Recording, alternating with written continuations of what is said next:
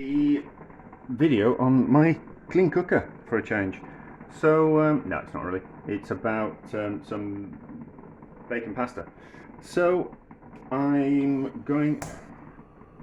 A comment on one of my videos was I was talking about cooking bacon, and they said that in Australia we don't get cooking bacon like that. So the cooking bacon in this country is, if you go through the packs of cooking bacon, sometimes there's scraggly bits of bacon, and sometimes there's almost like bits of gammon. So I would tend to go for the bits of gammon because I use it in soups and that type of thing, and they're almost like bacon chops. But some of these packs are scraggly bacon, and I kind of thought, well, I should be doing something with the scraggly bacon. So there's a pan on the back that's got some. If you can hear rattling, I'm just preserving some bacon, some ragu in a pan on the back of the stove. So I'll just turn that down. So I'm by not using the scraggly bits of bacon, I kind of thought, well, I really should try and do something with those scraggly bits of bacon in the bacon packs. So I'm going to do like a assassin's pasta assassins, the one where you burn the pasta and burn the sauce, and it makes a delicious pasta. But I kind of thought, well, what we can do is we can cook this scratty bacon, that's just the scratty bits, render the fat out of it, and then use the fat to fry the pasta, and then we can put the crispy bits of bacon in the sauce after we've kind of done it. And because we're going to be using cooking bacon, and we're going to be using cheap tins of tomatoes, and we're going to be using cheap pasta, it can go in the limited ingredients, limited budget kind of section playlist. So what we need to do is we need to cook this bacon. It can be a little bit salty, so we need to cook this bacon, render the fat out of it. The water will come out of it first. We might need to add a little bit more fat to it, but I think we might be okay. So cook it down, and then we'll do something with it when it's crispy, when I come home from swimming a bit later on. So we'll half prepare it now, cook the bacon, that type of thing, then clean the pan out, and then we can start from fresh. So pour off the fat, and then we can start from fresh. So we'll see how that cooks. All the liquid I want to come out of it first. That's why I don't like boiled bacon. So all that liquid wants to come out of it. You're supposed to, I heard the tip that you were supposed to put water in the pan first, and then cook the bacon, and then boil the pan with the water and the bacon in it, and then as the water evaporates, it starts to cook the bacon and kind of crisps it up. I tried it with the cooking bacon, doesn't work. So I don't really know what that's all about. Like I think loads of things on the internet, I think it's all a bit of a con. I'd much rather show people the entire nitty-gritty truth. So we're going to use cheap tinned tomatoes from Lidl, I think they are from, and then we're going to use some cheap spaghetti from Sainsbury's. I do occasionally use more expensive pasta. I do occasionally use expensive tomatoes, but my kind of philosophy is, I think it's much more interesting to limit yourself for me to limit out kind of like the budget, and then it kind of sparks my interest more. But it also kind of shows what you can do with cheaper food. And just because you're on a tighter budget doesn't mean that you can't have nice food. We just might need to work a little bit harder. But hopefully these videos will show you kind of how to get the best out of cheaper ingredients and cook yourself something nice and tasty that's kind of cheap. But then you can also, if you're not on a budget, you can simply take the same ingredients or different ingredients, better quality, more expensive tomatoes. I'm not going to fall into the trap of saying that just because something's cheap it's not particularly good quality. Sometimes to add value to something, they make it more expensive. So I will tell you a quick story. My friend's daughter-in-law moved down to London. Her husband was a vicar. They had 2 young children. She obviously couldn't work because they had 2 young kids, but she still wanted to she was a piano teacher, and she wanted to carry on teaching because she loved it, and it would give her something to do and a little bit more money, you know, and she could work it around his schedule and the kids' schedule. So, you know, it was kind of like a nice thing to do. And because she wasn't too bothered about doing it on that regular basis, and she was a good person, and she realised that she was getting something out of it as well. She kind of thought she'd do the good thing of being kind of quite cheap as a piano teacher. And because it was an expensive part of London, where they lived through the church, it was quite affluent area. No one used her, and she couldn't understand that she was a good piano teacher, and the rates were very, very, very reasonable, and she couldn't understand why people didn't use her until someone pointed out that she was too cheap, and people just automatically assumed because she was too cheap, she wasn't very good, even though she was very good. So she had to begrudgingly put her prices up, and then found that she got people coming to learn piano from her. So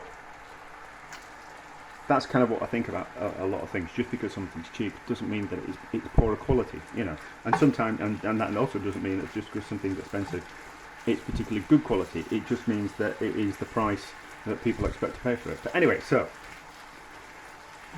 I'm waffling.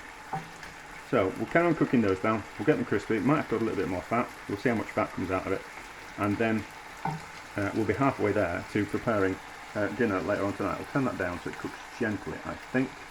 Yeah, this is cooking bacon, so it's not poor quality bacon.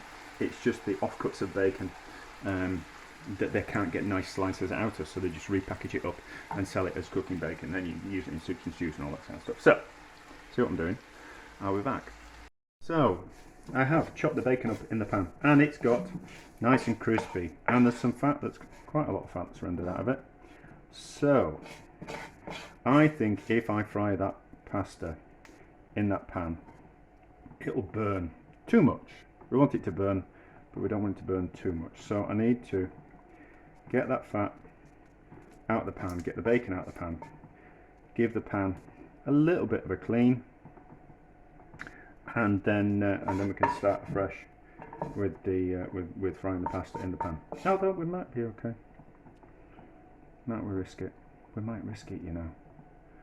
We might risk it. We might risk it. Let's just. If we don't, we never know. If we don't have a go, we'll never know. So, I certainly don't want the bacon in the pan. Although I do like crispy bacon, I don't like it burnt. So we'll get that bacon out of the pan. You don't need to see me do this, but I'll carry on talking for a bit. And then we'll be back when we're frying the pasta, and then once the pasta's got a nice bit of colour on it, I don't think those bits will burn. Once the pasta's got a nice bit of colour on it, then we'll add the tomatoes. I forgot, I had some cherry tomatoes, reduced price cherry tomatoes in the fridge. So I think that's going to be enough fat, is that? That'll be enough fat. We'll see if it works. I've got some reduced price cherry tomatoes, so they're going to go in as well. So 2 tins of tomatoes, punnet of cherry tomatoes, and 300 grams worth of cheap spaghetti, I think, for the recipe's sake. So I've added a bit more fat to that pan, and I've got rid of quite a lot of the debris from the bacon, and I've put it in with the other bits of bacon, so we've not lost that flavour. It's just I don't want it to burn when we hard fry this pasta. It can just go in like that. Doesn't matter that the pan isn't up to temperature yet, because it's not going to stick anyway. So fry that pasta so it's like a hard fry, so it gets lots of colour and almost goes black. But you don't need to see that process. We'll be back when it's kind of browned. You need to keep turning it around though as well, so it doesn't burn too much. You kind of want a nice, relatively even distribution of colour on the spaghetti. So the pasta is coloured and starting to smoke. We better get some tomatoes in there quick. So tomatoes in like that. Going to need to turn the extraction on as well. I'm not going to put the bacon in yet probably going to need some water as well. But so you can see what's happening. Just the pan's super hot. Put those things in as well. So that's cooked down with the heat, and then we'll go in with some water a little bit later on. But the idea is that we want to fry the tomatoes and the pasta and add a bit more water, and then cook it a little bit like a risotto. So get that juice underneath the pasta and around it, and then the steam and the liquid in the tomato will cook the pasta and start to bring it all together and start to soften it. There we go, start to calm down a bit. But anyway, right, so we'll let that simmer away until it gets going, and then we'll turn up the heat and give it a good hard fry, but just get everything cooking down to start off with before we're too rough with it. Right, we are ready. So it will have slightly stuck to the bottom of the pan, but that's what we want. We want those crispy bits all the way around the side. Stirred in the what we call it, the bacon as well, about 5 minutes after I added the tomatoes. So it looks a mess. It's supposed to look a mess. Let's give it a taste. I don't think it will need, I put pepper in, I don't think it will need salt because the bacon was kind of quite salty. So let's give it a try. And there's two other things I want to do with it that I was going to make another video on anyway, but I thought, well, I might as well just do it now. Might have been better with another tin of tomatoes, but yeah, so I reckon, so per every 100 grams worth of spaghetti, I reckon a tin of tomatoes.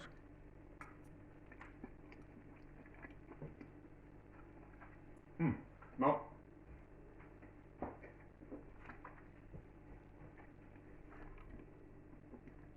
Got food in my mouth now.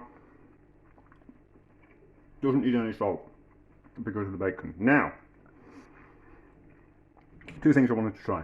These are the rinds of Parmesan. What you do is, when you finish the your Parmesan chunk and you've got the rind, you normally stick it in the freezer, ready to go into a soup or a stew or a risotto or something like that to give it a bit of flavour. What you can do, which I was sceptical of, but it works, put it in the microwave for full power, a minute and a half, until it stops popping in the microwave, and it turns into that, which are these crisps, these Parmesan crisps. So use that one that's already been broken. So as you can see, to do that, and we've got like honeycomb on the inside. So I was like, that's kind of quite interesting, but if we crunch them down like that in a pestle and mortar, we can stir them into pasta and we get like these crunchy bits of cheese in pasta. So I wanted to do that as part of the Assassin's pasta, but another video, but I might as well do it on this.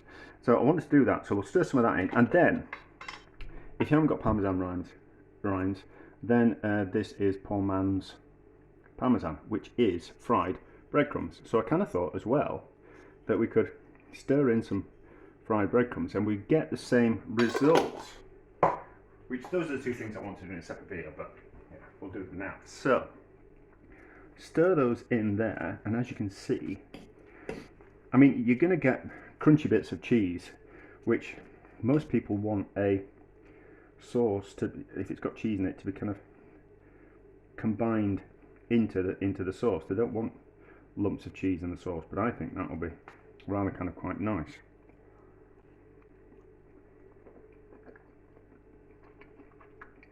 No, not lovely.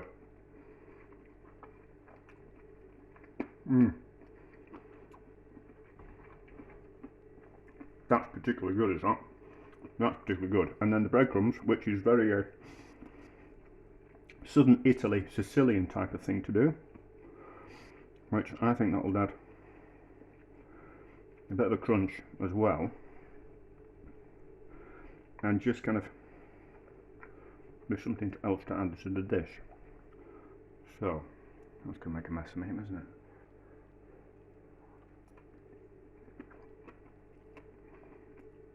it? Well, it's delicious with the breadcrumbs as well. So there we go. That is what to do with the really poor quality fatty bacon. You can turn it into a delicious pasta dish. And if you've got some fried breadcrumbs, or you've got some breadcrumbs, you can fry them and add them at the very end, stir them at the end, or you can make some parmesan puffs, crunch them up and add those in. I think you'd be able to do the same with normal just parmesan. I think you'd just be able to cut it into strips with a sharp knife and microwave those, and I think it'd do the same thing. I probably should have a go at that sometime, but I'm sure it'll work, because because I'm always faffing around the kitchen, I tend to use a lot of Italian hard cheeses, and I've always got lots of crusts, rinds. So for me, I've generally got things like that in the freezer. But for everyone else, how many parmesan slices are you going to go through in a month? Not a lot, not a lot. So I think you could just buy some parmesan and slice it into chunks about that, half a centimetre, and put those in the microwave, and you would get the parmesan puffs. But anyway, that's delicious. That's a success.